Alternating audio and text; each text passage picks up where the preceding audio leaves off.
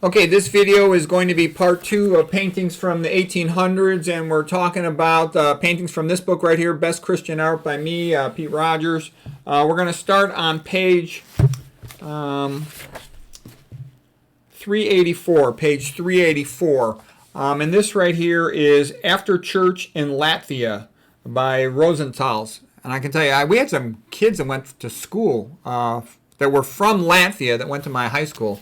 They're very nice, very good looking too. Here's a nice painting of people leaving church. And the reason why these artists are painting people going to church or leaving church is because in Christian communities, this used to be a really big thing for the community. I can remember, like, when I was in junior high, I'd look forward and hopefully I'd see this girl I liked at church. It was a social thing to do to go to church, as much as religious or anything else. And there was often afterwards going to brunch, you know, as a family or with friends or something, or meeting your friends after church to go play sports or something.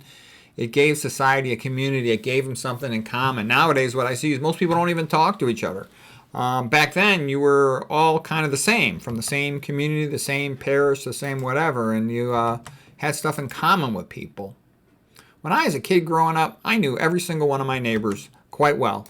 And I had been in all their houses and I knew them. It's not like that anymore, you know. And I just walked down the street, knocked on some doors, you know, to play with friends. Okay, so anyways, nice picture of After Church in Latvia. Okay, here's the next one. This is the Church of the Holy Trinity in France, Jean Bouraud, 1900. In Western Christian societies, people and property are safe. Oh, that's another thing. A lot of people take it for granted. You know, they say, oh, all this multiculturalism nonsense, like all cultures are the same. That is not true. It's pretty much almost just about everybody in the world wants to move to Western Christian societies, okay? And they don't go to other societies because they're not welcome in other societies. Try going to one of these other non-Christian societies. They will tell you, get out, okay? They don't welcome people, okay? And, you know, that's their choice. Maybe that helps them stay where they are, and maybe that's what they want. But I'm just saying is, people want to move to Western Christian societies. You don't hear too much about people from Western Christian societies wanting to move back to their society. People will complain about something in a Western Christian society, but they don't want to leave it, okay? So anyways, people and property are safe relative to other places, you know? You can't even walk down the street in a lot of other areas that are around the world. As anybody who knows about travel around the world knows that. Okay, here is a painting. This one is the interior of a Catholic cathedral. And I'm showing you this for the contrast by Villamil. It's from 1854. Look at all the beautiful sculpture, the paintings. There's a synergy to the sculpture and the paintings. They're beautiful. I can remember sitting around in Catholic churches when I was a kid, bored out of my mind, just looking at all the paintings and the statues. And that's good. There's a very strong sense of aesthetic Christianity, I would call it. And now here's a contrast with Protestants. The Protestants went crazy, in my opinion, like the Puritans in England were some of the worst. Iconoclast fury. They tore down the statues in the previously Catholic churches. They would tear down the paintings. They threw the Celtic crosses into the ocean. I mean, I think that's a little bit insane. They put all this emphasis on reading the Bible, which really doesn't make a lot of sense when most people are illiterate. The statues and the paintings taught the people about Christianity. So, you know, and again, I like the Bishop Barron quote, you know, a movement has gone bad when it starts destroying beautiful things. Okay, the next painting is The Wedding Register by Edmund Blair Leighton. And again, he's a magnificent painter. Look at this, 1920. There it is. Getting ready to get married. Oh, speaking of getting ready to get married, well, it's not really the time and the place here to go from, but I hear so much stuff from young people about the men say they can't find a good woman for a wife, and then the women say they can't find a man who wants to date them and marry them. So that'll be a topic for another day in another video, but there's a tremendous number of young people that do not have a boyfriend or a girlfriend or a fiance or a husband or a wife that want to. And there's a tremendous off-the-charts incidence of inability to have a child, infertility. Okay. And that's only getting worse and worse. And there's a lot of reasons for that. We're not going to get into all of it. Here's a nice painting of a young married couple and their baby, The Love of the Parents. I love this one by Jean Boulan, 1903. And what I'm trying to say is, mom and dad are the best people in the world for a baby because they love the baby. They will do anything for that baby. And love makes things work. And the reason I'm also saying American institutions now, like the schools, the public schools, the hospitals, and a lot of other American institutions, they don't work anymore. They stink. They're a joke because there's no community, there's no love, there's no Christianity in them, and they're just mediocre game shows, and they can't accomplish anything. Okay, and then people always say, "Oh, you're joking, you're exaggerating." No, I'm not. Look at it. The cure rate for all these common chronic diseases is zero. Conventional medicine, with all its bluster, it's a joke. It never cures any of these chronic diseases.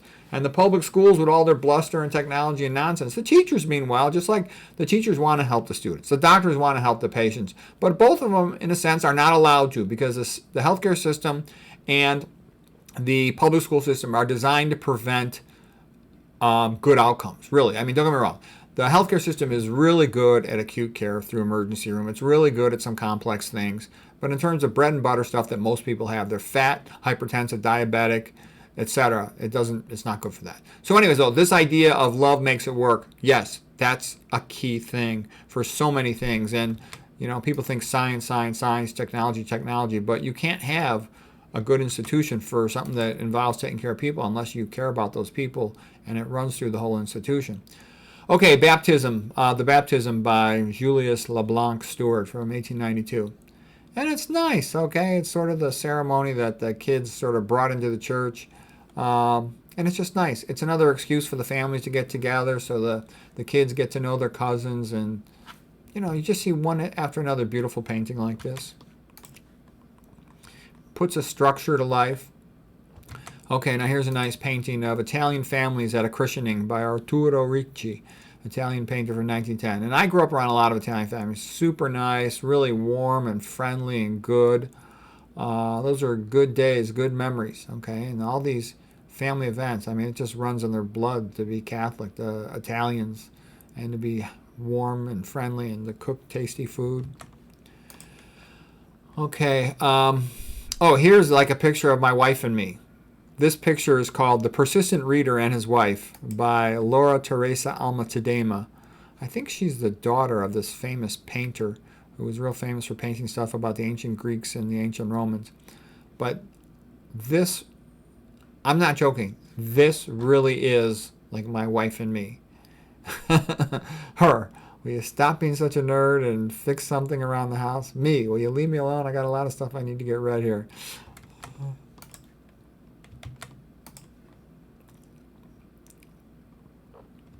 Okay, here's a nice painting, An Elegant Gathering by Cesare Detti. And what I'm trying to show here is just how beautiful and elegant Europe was in the 1800s.